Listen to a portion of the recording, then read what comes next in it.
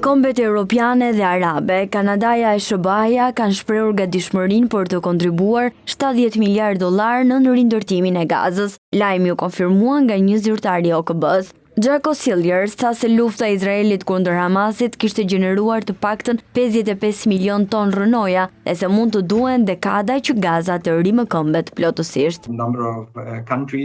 Një numër vendesh kanë treguar tashmë se janë të gatshme të plotësojnë fondet e tyre ekzistuese për përpjekjet e rindërtimit në Gaza. Ka pasur edhe diskutime me Shtetet e Bashkuara në lidhje me interesin e tyre për të mbështetur rimëkëmbjen dhe përpjekjet humanitare.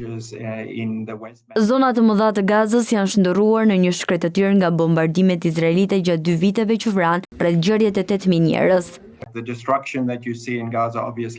Shkatërimi që shihni në Gaza është i dhimbshëm. Është shumë e tmerrshme ta shohësh nga afër, të shohësh familje që gërmojnë nëpër rënoja për sendet e tyre, të shohësh fëmijë të vegjël që kërkojnë ujë dhe ushqim në vend që të jenë në shkollë. Megjithatë, pavarësisht kësaj, qëndrueshmëria e njerëzve në Gaza është e pabesueshme.